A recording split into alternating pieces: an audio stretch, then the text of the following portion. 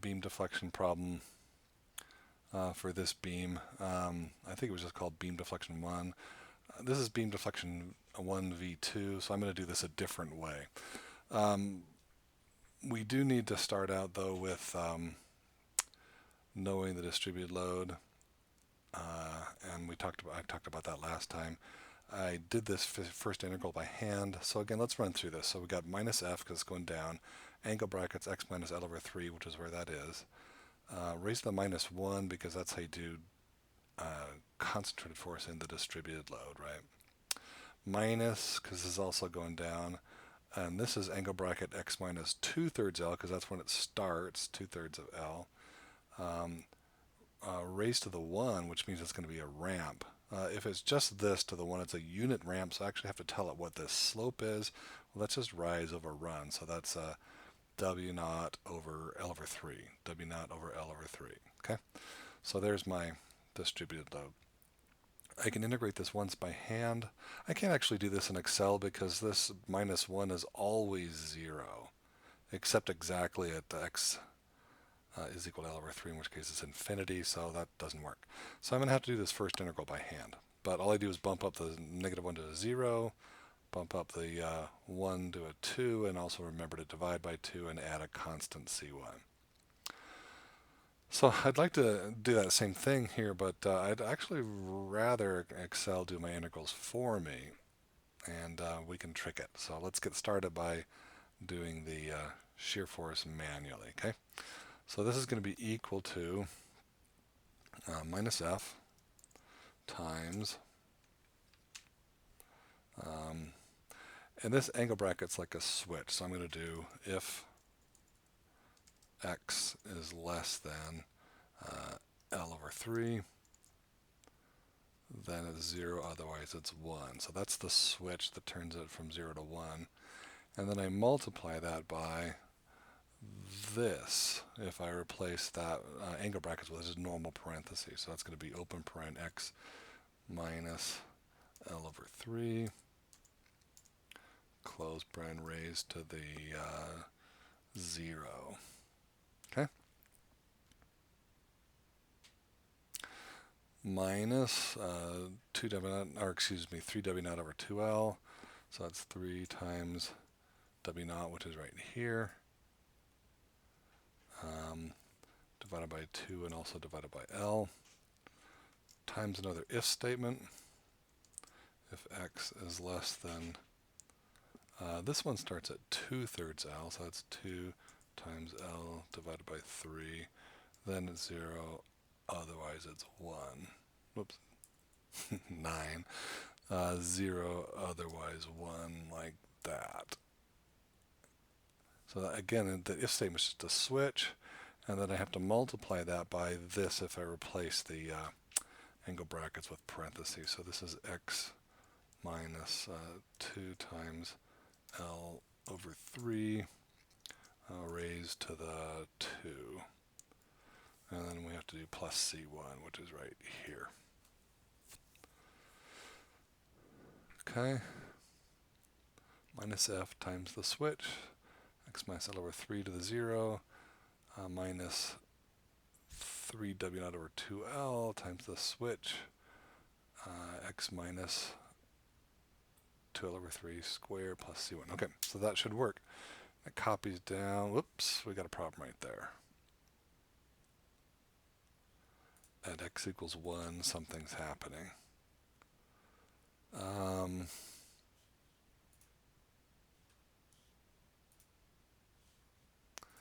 At x equals, so L is 3, and so 1, x equals 1 would be L over 3. So so if x is L over 3, L over 3 minus L over 3 is 0 raised to the 0. That's causing problems right there. But remember, as long as x is greater than L over 3, then anything raised to the 0 is just 1, right? 0 raised to 0 is problematic, so I'm just going to delete this thing right here because it's supposed to be 1 anyway, right? So if I do that, looks like it's fixed my problem. So math, right? Okay? And so I've successfully translated that into Excel, and now I want Excel to do the integrals for me. So if I want to find the integral into a curve up to some point, I could divide it up into trapezoids, Riemann's sum, the trapezoid rule.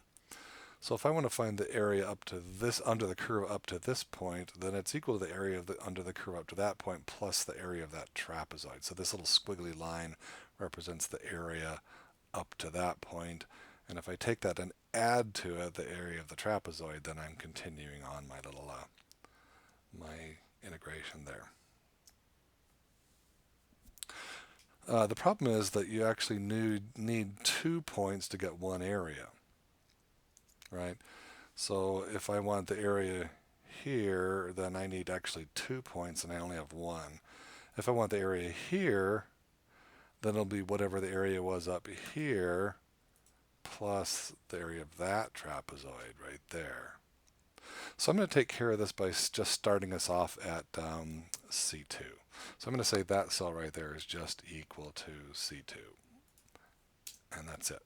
And then this one will be equal to whatever's above it plus the area of the trapezoid. So this is going to be open paren, this plus that divided by 2, which is the average height, times open paren, this minus that. So that's whatever's above it plus the average height times the width. And it didn't copy down, so I'm going to get the black cursor, black cross there, and double click, and that should take me all the way down. Okay, so that gets me this far right here, but my theta actually need to integrate m over ei. So what I'm going to do here is I'm going to add a column, just one column. So if I click on that and say insert, then I'm going to move everything to the right. So now I have a column here, which is going to be m over ei. Okay? Because that's what I want to integrate, right?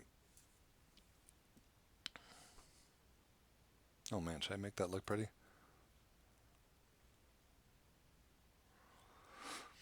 Who cares? Okay. So this is just going to be equal to m, which is this, divided by e, which is right here, and also divided by I.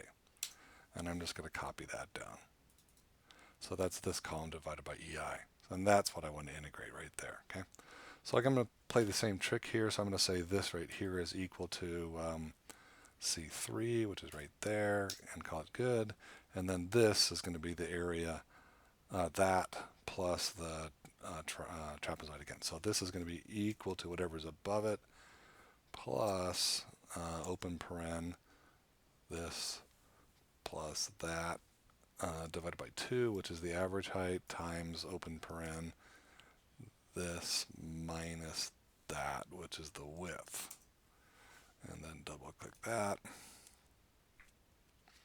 And then same thing here, this will just be equal to C4, and we're good. And then my first little trapezoid is here, so I'll do this area equals whatever's above it plus the trapezoid, so that's open paren, this plus that divided by 2 times this minus that. And do that all the way down. Okay.